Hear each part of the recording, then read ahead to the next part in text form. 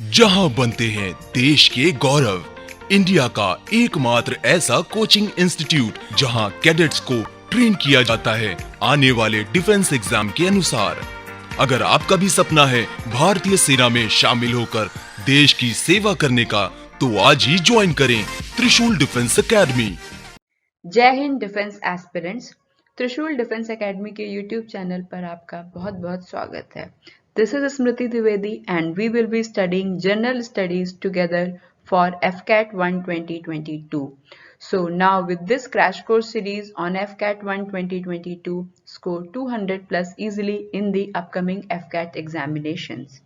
I hope you guys are making notes and revising the previous day's work regularly, and also you guys are answering the questions that were given in the previous session. So moving forward,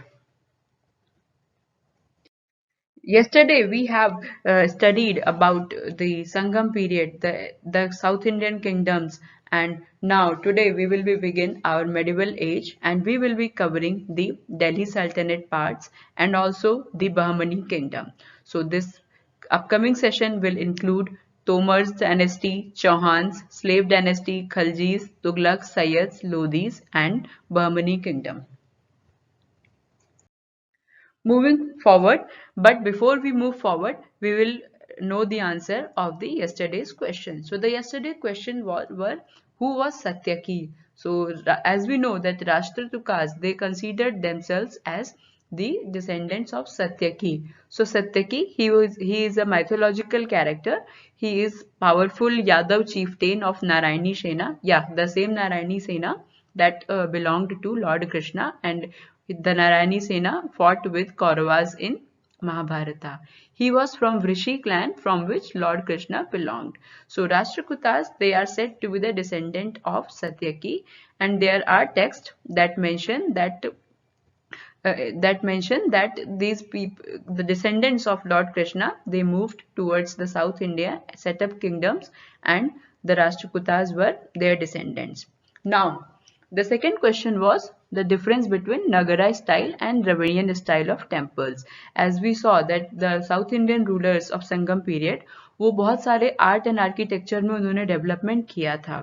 सो उसमें दो type के temple architecture थे basically, Nagara style and Dravidian style. So Nagara style of architecture जो था, उसके जो मतलब characteristic features थे, उसमें मल्टीपल शिखर हो सकते थे और मल्टीपल टावर्स होते थे उन टेम्पल्स में, और उसका जो सेंट्रल टावर होता था वो कर्वी लीनियर इन शेप होता था.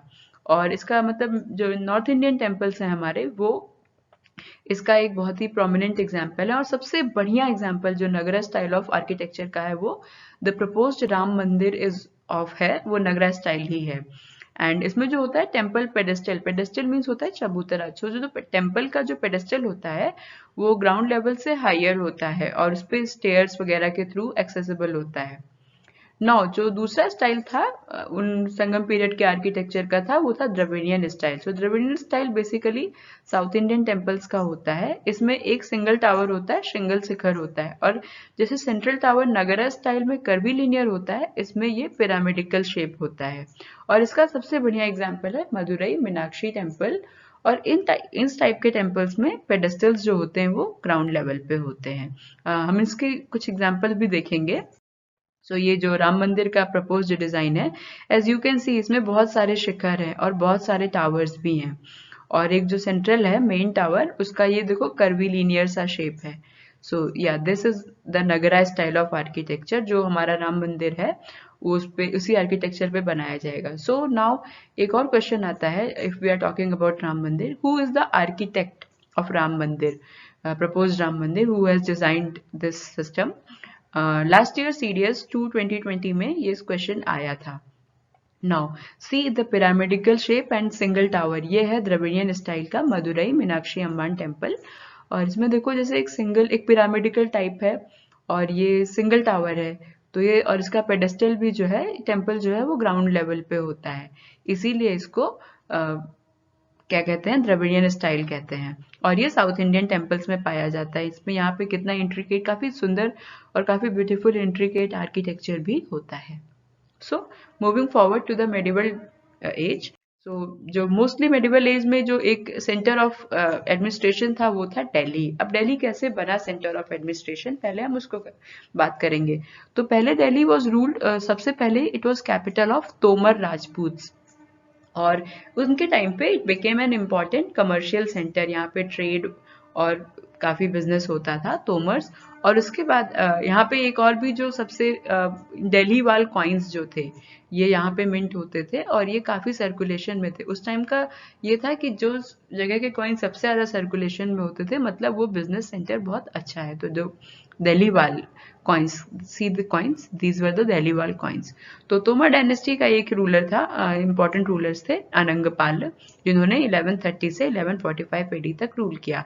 और उसके बाद चौहान्स आए थे। चौहान्स, पृथ्वीराज चौहान काफी ग्लोरियस रूलर रहे हैं ये इंडियन हिस्ट्री में, और इन्होंने 1175 से 1192 तक रूल किया था। एंड इन्होंने 2 बैटल लड़ी थी। इन्होंने मोहम्मद गोरी के अगेंस्ट जो इन्वेजन था वो बहुत अच्छे से डिफेंड करा था। 1191 में इनफैक्ट इन्होंने हरा भी दिया था, but what mistake he made was that he released him Mohammad Ghori, and so that's why he again 1192 में he again fought back, knowing the weaknesses and strengths of Prithviraj Chauhan, and this time the battle of Tarain में ही, second battle of Tarain में Muhammad Gauri won with the help of Jaichand. Jaichand was the ruler of Kannauj, and Prithviraj Chauhan was lost and he was taken as a prisoner and later on killed. और उसी के बाद मोहम्मद गौरी के जीत के बाद ही दिल्ली में slave dynasty की शुरुआत हुई, और उसी के साथ ही दिल्ली सल्तनत कह सकते हैं, वहां से एक फॉर्मल बिगिनिंग हुआ। तो उसके let's move forward and talk about, पहले तो दिल्ली सल्तनत बनने से पहले इंडिया में जो और इन्वेजन्स हो चुके थे मोहम्मद गोरी से पहले। So will talk about Arab and Turkish invasions. तो सबसे पहला जो अरब इन्वेजन था इंडिया में वो मोहम्मद बिन कासिम ने करा था इन्वेट सिंध को 712 में। He was a general in Iraqi army, और वहां के एक जनरल ने ही इनको कहा था करने को। तो बैटल ऑफ रेवार हुई थी, जिसमें जो मोहम्मद बिन कासिम और दाहिर के बीच में हुई थी। Dahir was the ruler of Sindh, तो दाहिर वॉज डिफीटेड, एंड उसके बाद सिंध एंड मुल्तान ये इसके टेरिटरीज बन गए थे। और मोहम्मद बिन कासिम मुल्तान को सिटी ऑफ गोल्ड कहता था। सो दे वर डिवाइडेड। तो इस मोहम्मद बिन कासिम वॉज द फर्स्ट जिसने इक्ता सिस्टम क्या होते थे, जो एक बड़ी टेरिटरी को स्मॉलर पार्ट्स में डिवाइड कर देना इक्ताज में या डिस्ट्रिक्ट्स में, जैसे आज के जिले होते हैं, और फिर उसमें मतलब ऑफिसर्स को अपॉइंट करना, एंड दे हेडेड इक्ताज, तो उनको इक्तेदार्स बोलते थे। तो Sindh and Multan they remained part of caliph, मतलब कालिफ व इराक के रूलर को बोलते थे। तो उनकी ही प्रजा, ये उनका ही टेरिटरी रहा फॉर 150 ईयर्स तक। मोहम्मद बिन कासिम के बाद जो सेकेंड इन्वेजन हुआ था वो टर्किश इन्वेजन था। वो 1001 एडी में हुआ था Mahmud of Ghazni. He was basically he used to invade, loot and then go back ऐसे। So he was the first Turkish to invade India, and he return to Ghazna with enormous wealth after defeating. उसने कई सारे rulers को हराया था। Jaipal the ruler of Hindu Shahi dynasty, Fateh Daud of Multan, Anandpal of Nagarkot, Chandelas जो मथुरा को rule करते थे उस वक्त, कन्नौज और ग्वालियर को भी। तो लेकिन जो सबसे सिग्निफिकेंट इन्वेजन हिंदुस्तान में था महमूद गजनी का, वो था अगेंस्ट सोमनाथ टेम्पल। तो Somnath temple in 1025 AD he located on the coast of Kathiawar. Somnath temple Gujarat में है, कठियावाड़ कोस्ट पे, एंड उस वक्त के राजा थे राजा भीमदेव। सो सोमनाथ टेम्पल को लूट किया गया था, और उस वक्त माना जाता था it was a vast store house of wealth, तो इसलिए इसको मोहम्मद गजनी ने लूट किया था। And it was said that this temple possessed treasures more than the royal treasuries, and that is why Mahmud Ghazni was interested and he looted this temple and took all the wealth away with him. उसके बाद Mohammad Ghori was the third Muslim ruler जिसने India को invade किया था. He was the Sultan of Ghor. So he became the ruler of Ghori and he first invaded India in 1175 AD. So जो first battle of Tarain हुई थी, तो Mohammad of Ghori he was defeated by Prithviraj in the first battle of Tarain in 1191. And then again second battle of Tarain में the joint forces of Rajput rulers under Prithviraj were defeated by Muhammad of Ghori, and he was taken as a prisoner and he was later put to death. So Turkish rule उस time पे begin हुआ for the first time in Indian history with the end of Second Battle of Tarain. So what Muhammad Ghori did, he left by appointing Qutbuddin Aibak as the commander of the Sultanate. So उसके बाद कुतुबुद्दीन ऐबक से शुरू हुई slave dynasty. He was succeeded by Qutbuddin Aibak after Muhammad Ghori left. Qutbuddin Aibak he started operating as an independent ruler, and it was a slave dynasty. So he was a Turkish slave who played an important role in the expansion of the Turkish Sultanate in India after the Battle of Tarain. So this dynasty ये कब तक चली थी? 1206 से 1290 तक, established by Qutbuddin Aibak, and it was the first of the dynasties जिसने दिल्ली सल्तनत को रूल करा था. सो ऐबक क्योंकि स्लेव था, और अरेबिक लैंग्वेज में स्लेव को बोलते हैं ममलूक, इसीलिए कुतुबुद्दीन ऐबक की जो स्लेव डायनेस्टी थी उसको ममलूक डायनेस्टी भी बोलते हैं. So you can mark this thing because this might be asked in the Afcat examination. Afcat is known for asking questions that from like random questions from topics. So this might be asked, just mark it. So the Qutbuddin Aibak के important constructions जो थे, एक तो था 2.5 Din ka Jhonpra mosque in Ajmer. This is 2.5 Din ka Jhonpra mosque. And उसके बाद he also started the construction of Qutub Minar, जो कि उसने डेडिकेट किया था किसको? ख्वाजा कुतुबुद्दीन बख्तियार काकी. Guys please mark this also, this is an important one. And he also constructed Quwwatul Islam Mosque in Delhi in commemoration of Islam's victory in India. And he was succeeded by his, इसके बाद कुतुबुद्दीन ऐबक की death के बाद उसका सन आरम शाह बना था, but who was soon removed by Iltutmish. Iltutmish is the next important ruler of the slave dynasty. So Iltutmish, he was the next important ruler of slave dynasty, whose original name was Samshuddin Ilyas, and he was son-in-law of Qutbuddin Aibak. So he shifted his capital from Lahore to Delhi, and he was the one जिसने Qutbul Islam Mosque और Qutub Minar का construction complete कराया था. So if there is a question who completed the Qutub Minar, then it will be Iltutmish, but who began the construction, that will be Qutbuddin Aibak. And he was the one जिसने again he started this feudalistic system, इक्ता और इक्तदारी.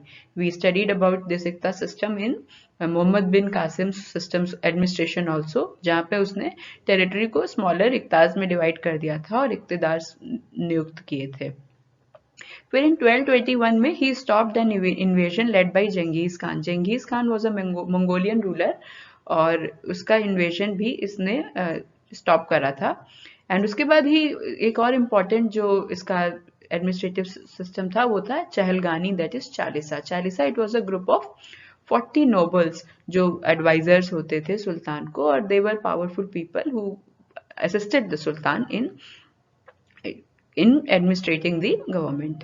And he also started this coinage system of Delhi Sultanate, जिसमें 3 type के coins होते थे. टक्का जिसको silver coin बोलते थे, बिरांज was the bronze coins, and Jittal, they were the copper coins. And he was succeeded by his daughter Rajia Sultan. Now this was a very we'll say non-conservative move regarding if we look at the timeline of that time, but we'll learn more about Rajia Sultan. So Rajia Sultan was appointed by Iltutmish after he felt that his sons were not that much worthy. His daughter was more efficient and worthy, so she was appointed, and she was the first Muslim woman ruler in Indian history, and she was also the last, and she was known as an efficient and just ruler, and that is why her rule it also created with Chehalgani, that was the 40 nobles that were Iltutmish created, that 40 noble Chalisa. And her rule, it created differences because nobles, they were very conservative people, and they believed that a woman ruling them will be against the original Islamic order or the words of God that say that a woman should remain under the men. So her rule, it created lots of differences with the Chehalgani, and they time and again conspirated against her. And she also appointed an African slave, Yakut, as in charge of cavalry. She was very able administrator, and she was married to Malik Ikhtiar Al Dunya, who was the governor of Bhatinda. But later on, she was very just and efficient ruler. She used to go on hunting trips. She was the first who disregarded these conservative Islamic customs and would appear in the court and show her face without. She would appear in the court without veil. She would go on into the battlefields, and she would also go on hunting trips, something that the Chahalgani or the 40 nobles or the other conservative Islamic people, they did not approve of. So later they both, Razia and Altunia, they both were killed by the coup of Chahalgani. It is said that her brothers, they also had a role in this coup, and she was killed, and then she was succeeded by her brother Muizuddin Bahram Shah. So after the Razia Sultan, the next notable ruler, he was Balban. So Balban, he was the Wazir of the grandson of Iltutmish, Nashiruddin Mahmud. So he was purchased as a slave by Iltutmish, but quickly climbed up the rank ladder because of his abilities. He was the one, he realized that Chahalgani system wasn't up. In order to abolish the idea of any coup further, he abolished the Chahalgani system, and he established defense departments that were known as Diwane-Aris, and he was the first person who introduced this Persian custom such as Sizda Paibas, kissing feet of Sultan, Jam Nibaz, that is kissing hands of Sultan, and Nowruz. Nowruz is a Persian New Year festival. He was the one who introduced, and he also kept Mongols in check on western frontiers, and he time and again fought battles with them. He also sent his son to fight battle with Mongols, where he died, and because of that tragedy, Balban also, he died in 1286. And after his death, his grandson, uska pota, Kaiku Bad, he succeeded him at the throne, but he was removed by Jalaluddin Firoz Khilji, who established the Khilji dynasty. So we will learn more about Khilji dynasty now.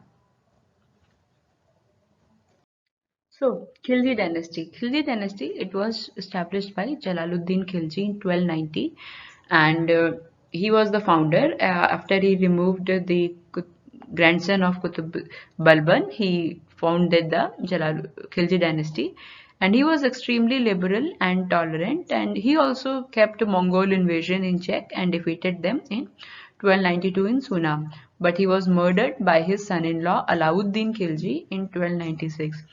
Now, Alauddin Khilji, he is the most successful and the greatest ruler of Khilji dynasty. And in 1296 AD, he succeeded Jalaluddin Firoz Khilji and ascended the throne. Now he was the one who conquered Gujarat, Ranthambore, Malwa, Chittor, Dhar, Mandu, Ujjain, Marwar and Chanderi. And he was also the first Sultan who attacked the South India. And he also constructed a mosque in Ramusaram. Now he also successfully resisted the Mongol invasion more than 12 times. So now if we look at the history, we'll find that Mongols, they were trying to invade from a very long time, and they were only successful in 1526 when Babur, he was a Mongol descendant, and he defeated Ibrahim Lodi in the first battle of Panipat. So talking about Alauddin Khilji, he started the system of branding of horses, and he was also one who maintained a good standing army in order to tackle all the invasions and also conquer other territories. He was the one who appointed officials who were known as Diwane Riyasat, who were appointed in the offices called Sahana Mandi to standardize the market. And in what was Sahana Mandi? It was the office जहाँ पे merchants इनको register करना पड़ता था market में before selling their goods at a fixed rates. So he kept the merchants and market under his control, and he was he followed discriminatory policies towards Hindus. वो Hindus को लेके बहुत ही intolerant था, and he imposed the jizya, a grazing tax and a house tax on the Hindu community. So, but he died in 1306 AD, and after that his successors, they were very weak rulers, और इसी की वजह से in 1320 जो पंजाब का governor था गाजी मलिक, जो उसने अपॉइंट किया था, he conquered Delhi and he captured the throne. और गाजी मलिक ने अज्यूम अपना नाम रखा Ghiyasuddin Tughlaq at Delhi, and that's when he founded the Tughlaq dynasty. So we'll know more about Tughlaq dynasty.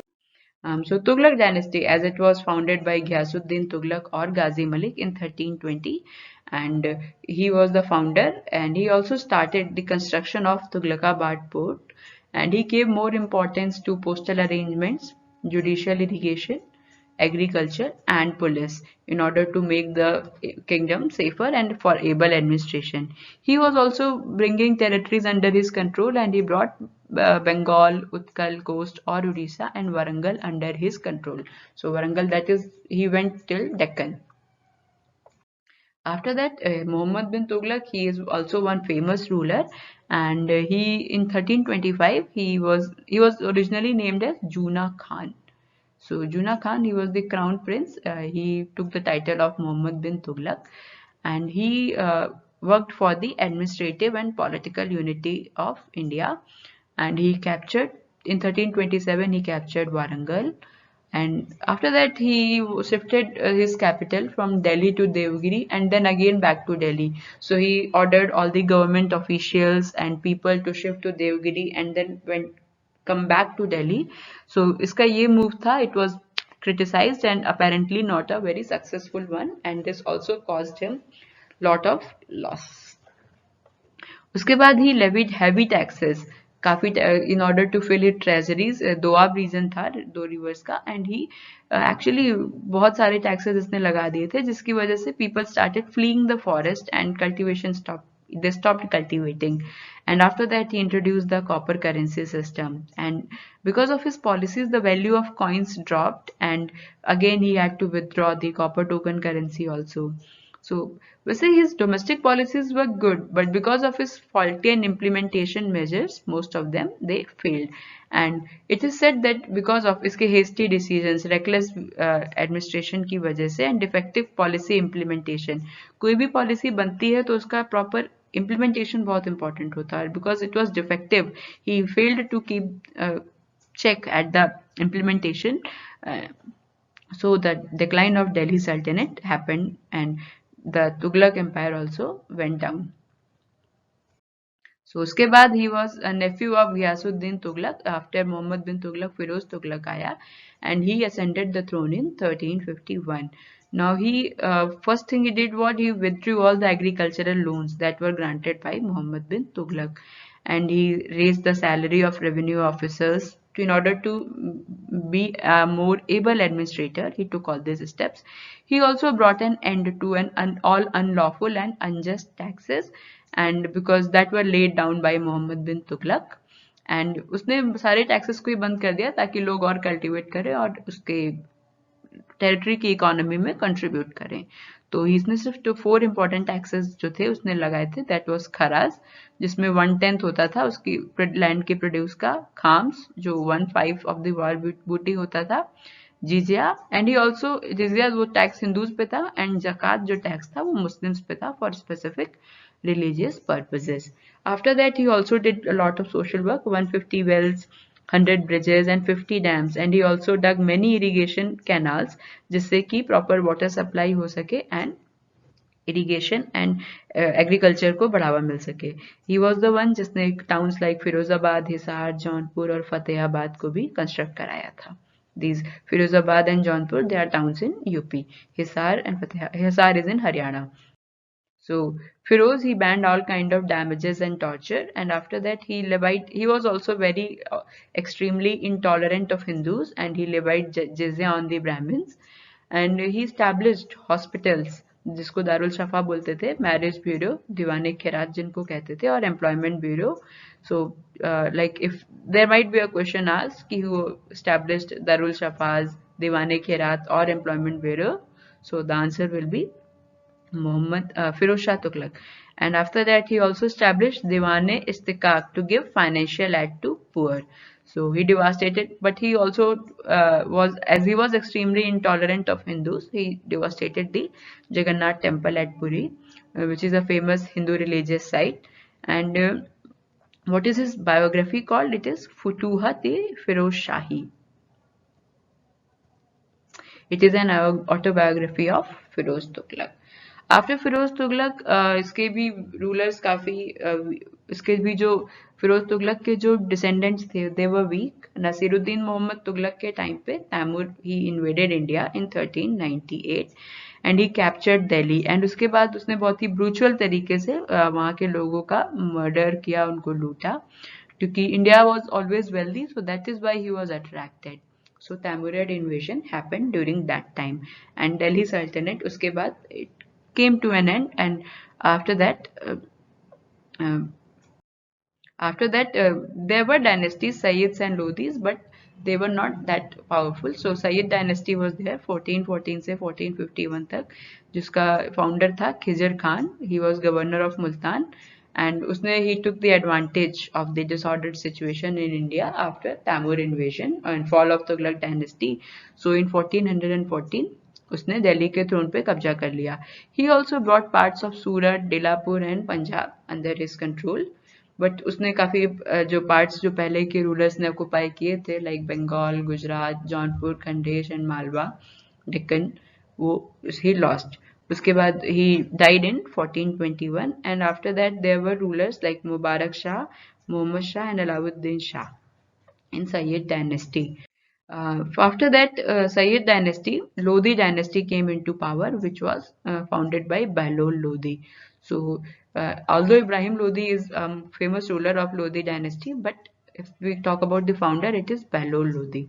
So Bahlol Lodi was the founder, and with him Sultanate period ended. He was a very humble and he took various measures to gratify his nobles, because if we look at the history, it is found that the nobles were the people instrumental in taking down coups and removing the sultans from thrones. So he took various measures. He never sat on throne. Instead, he opted to sit on the carpet with his nobles. But he died in 1489 AD. But before his death, he was able to conquer Gwalior, Samthal, Sakit, Mewat regions, and after his death, he was succeeded by Sikandar Shahi. Now, Sikandar Shahi was the son of Bahlol Lodi, and he soared the title of Sikandar Shah and ascended the throne. Now, what was the works he did? इसने बहुत ही well organised spy system रखा था और agriculture and industry पे बहुत focus किया था. But again like most of the Islamic sultans, he was also intolerant towards Hindus, so he put severe restrictions on the Hindus, and he was the one who enjoyed Sahnai music. So there is an important question from this line, that Lahjati Sikandar Shahi, this was a work on music that was created during his reign. So if that Sikandar Shahi belonged to Lodi dynasty, he was the son of Bahlol Lodi, and Lahjati Sikandar Shahi was created during his reign. And Sikandar Lodi, he was succeeded by Ibrahim Lodi, and Ibrahim Lodi, he was a very cruel ruler, as he killed and humiliated his nobles, and it was later on invasion of India. It was done by the Kabul ruler Babur, who was the descendant of Mongols at the behest of Daulat Khan. Daulat Khan जो था एक powerful noble था पंजाब से, and it was in the first battle of Panipat 1526 that is Ibrahim Lodi had to face a defeat at the hands of Babur, and that this marked the end of Lodi dynasty and the beginning of Mughal dynasty in the Indian history. We'll talk about Mughal dynasty in the next video. So today we'll also talk about one more important kingdom in the southern part of the country, that is the Bahmani kingdom. So Bahmani kingdom, it was in 1347 to 1526 AD. It was during the times of, we can say, it was contemporary of Lodhis and Sayyids. So the Bahmani Sultanate, it was a Persianized Muslim state. Now अभी तक हमने जो देखा है वो Turkish ruler के descendants थे, तो बहमनी सल्तनत जो थी वो पर्शियनाइज्ड मुस्लिम स्टेट था डेक्कन का in South India, and it was one of the major medieval Indian kingdoms. So who was the founder? This is an important question, guys. Please mark it. Hassan Gangu Bahmani. He was the founder of Bahmani kingdom, and he was a Turkish officer of Devagiri. Devagiri used to be in the reign of Muhammad bin Tughlaq, as we know that he tried to shift his capital to Devgiri from Delhi. So in 1347 AD, he established the independent Bahmani kingdom. So his kingdom, it stretched from Arabian Sea to the Bay of Bengal and included the whole of the Deccan up to the river Krishna.